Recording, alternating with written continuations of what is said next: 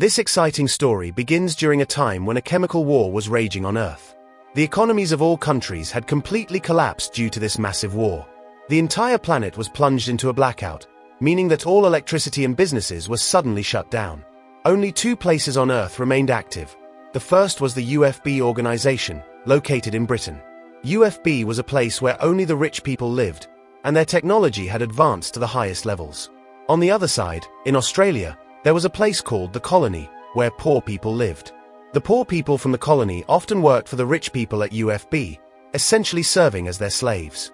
Both the colony and UFB were located on opposite ends of the Earth, which is why UFB created a machine called the Fall to bring workers from the colony to work for them. This machine transported workers to UFB in a very short time. Instead of traveling through the air, it moved underground. The technology used in this machine involved creating a hole in the Earth that opened on the other side, utilizing gravity to gain speed. Now, we are introduced to a man named Douglas, who is seen running with a lady. Behind them, several police officers are chasing and attacking them. They continue running, but after a short while, the police officers catch Douglas and take him into custody, while the lady escapes. A little later, Douglas wakes up, realizing that all of this had been a dream. However, the shocking part was that he had been having the same dream repeatedly. At the time, Douglas lived in the colony with his wife, Lynn. Being a poor man, he worked with other workers at UFB, where he was a technician at a machine manufacturing company. Douglas had a very good friend named Thari, who worked with him. As usual, all the workers entered the Fall machine, which, in just a few minutes, safely transported them from the colony to UFB. Douglas, along with the other workers, was inside the Fall machine, ready to be transported. At that moment, Douglas noticed an advertisement for a company called Recall, which claimed to have a new technology capable of implanting different types of memories into human brains. These were memories that a person couldn't naturally recall, but if they wished to experience something, the memories could be inserted into their mind. For example, if someone wanted to live the life of a superstar, all the memories related to that superstar's life would be inserted into their brain, making it feel completely real, as if they had actually lived through those moments. Douglas had many desires and dreams, and he thought that he could fulfill them through this technology. He started considering trying out Recall to experience his wishes. When Douglas shared this idea with his friend Harry, he was immediately discouraged. Harry warned him that tampering with human memories was not something to take lightly and advised him to stay away from it. However, while working, Douglas met a colleague who revealed that he had used Recall's technology several times to insert various memories into his brain, and each time, he had an amazing experience. This worker even encouraged Douglas to try it, saying that he could benefit from it too. After finishing his work, Douglas decided to visit Recall directly. He wanted to implant some memories into his brain that he couldn't experience in real life. After completing all the formalities, the technician seated Douglas in the machine and began to explain the process.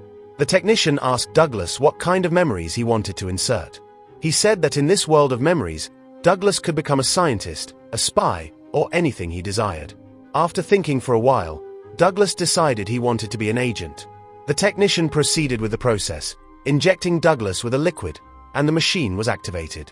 However, after a short period of processing, the machine suddenly began throwing an alert message and shut down. The technician then realized that Douglas was, in reality, an agent who had come there for research purposes.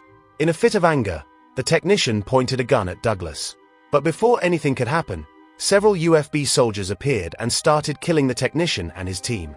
The officers, now pointing guns at Douglas, were given the command to capture him.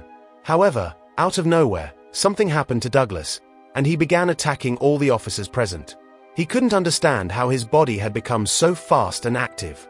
In a blur, he eliminated all the officers and quickly returned home to his wife, Lynn. There, he explained to her everything that had happened at the Recall company and how he went there to insert new memories. But then, to his shock, Lynn suddenly attacked him. Lynn revealed that she was not his wife at all. In fact, she was a UFB agent, assigned to keep an eye on Douglas. She explained that the UFB had implanted memories into his brain, making him believe that she was his wife. Douglas, however, clearly remembered that he had been with Lynn for the past 6 years.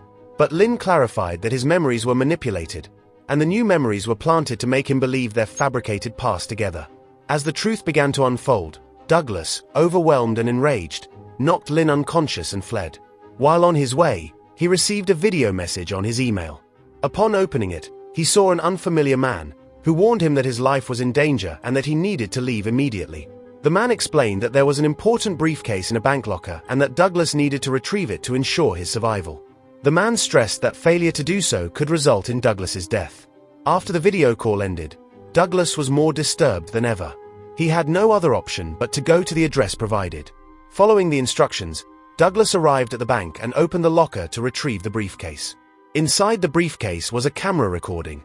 To his surprise, the recording was a message from none other than himself. In the video, Douglas was speaking directly to the camera, warning that the UFB had deceived them and were manipulating their minds, controlling their memories. The video continued with a message explaining that Douglas needed to leave immediately and hide in a secure room where safety measures had been put in place. Inside the briefcase, there was money and several passports that would help Douglas escape. Following the instructions from the video, Douglas quickly changed his appearance and began heading toward the security room.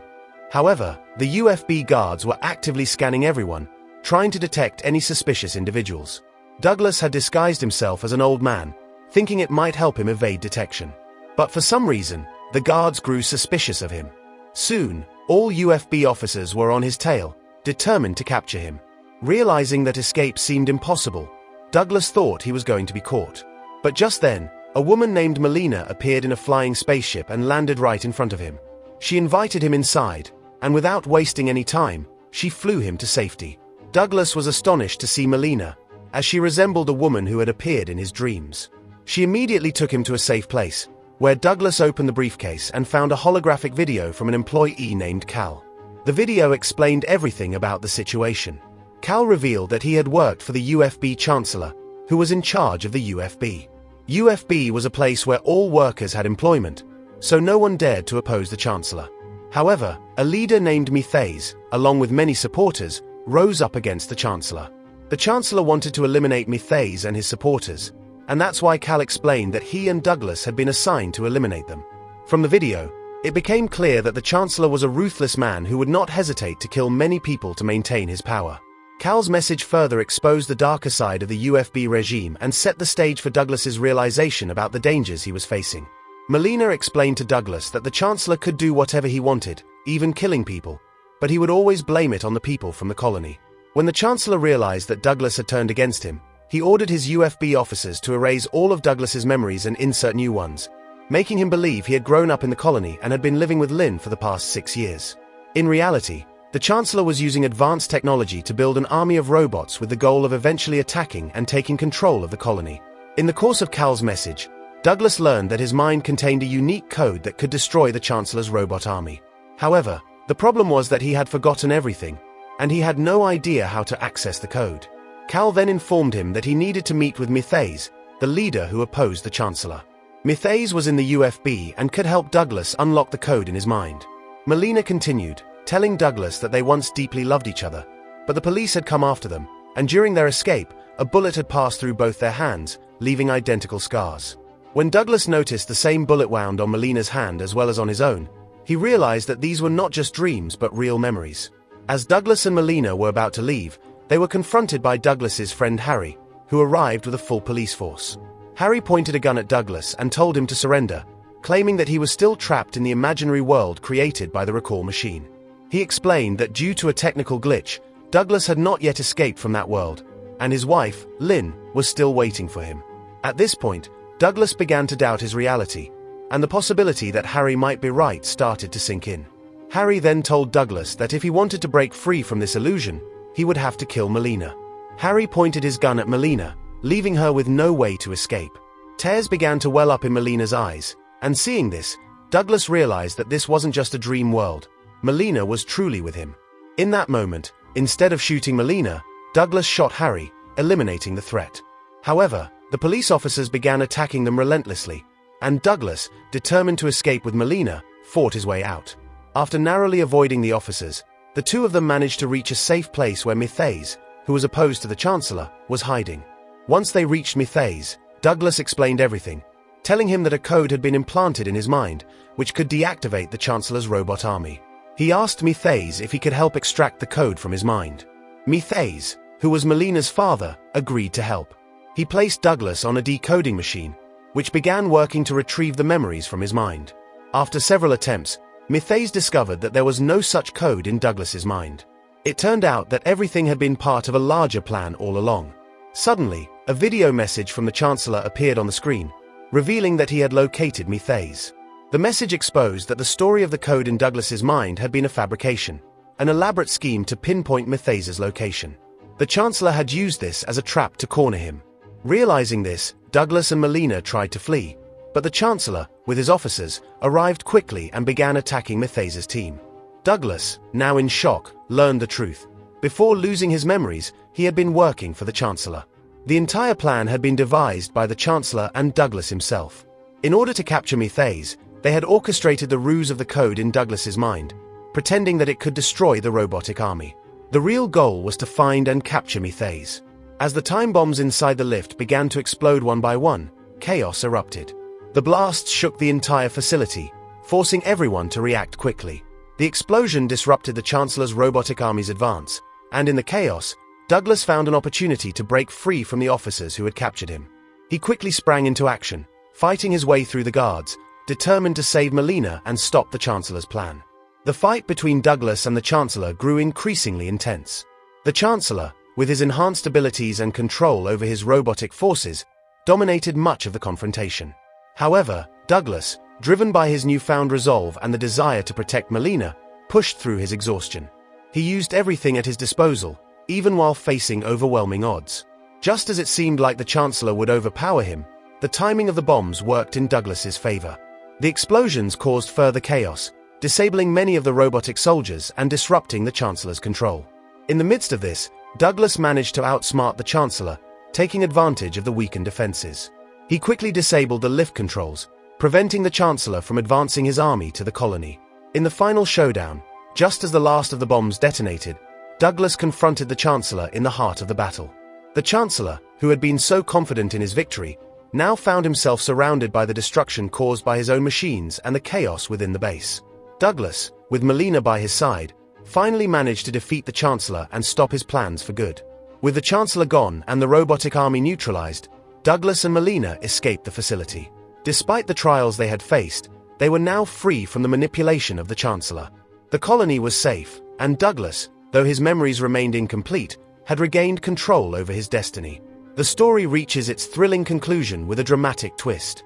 As the Chancellor's robotic army plummets toward the Earth after being caught in the explosions, Douglas seizes the opportunity to defeat the Chancellor. Using a weapon, he strikes down the Chancellor, ending his reign of terror. The robotic army, trapped in the lift, is destroyed upon impact, and the colony is saved. As Douglas and Melina attempt to escape, they find themselves in a race against time. The lift falls, and the ensuing explosion obliterates the Chancellor and his forces. Though Melina regains consciousness, Douglas is knocked unconscious by the blast. When he finally awakens, he sees Melina at his side, but something feels off. Upon closer inspection, he notices that the gunshot wound mark on her hand is missing, revealing that the person he thought was Melina was actually a disguised version of Lynn. Realizing the truth, Douglas confronts Lynn and shoots her. As the van doors open, the real Melina is revealed, and Douglas, now free from the manipulations and lies, embraces her. The two share a heartfelt reunion, with Douglas noticing that the UFB symbol on his hand has vanished, signifying his freedom from the control of the organization. Though unsure whether this is reality or still a dream, Douglas decides to stay with Melina, choosing to live in peace with her. The story ends on a hopeful note, with the people of the colony now free from the UFB's tyranny. They can begin anew, with the chance to build their own future, away from manipulation and control. The adventure-filled journey of Douglas and Melina concludes, leaving the audience to reflect on the twists and turns of the story, and perhaps questioning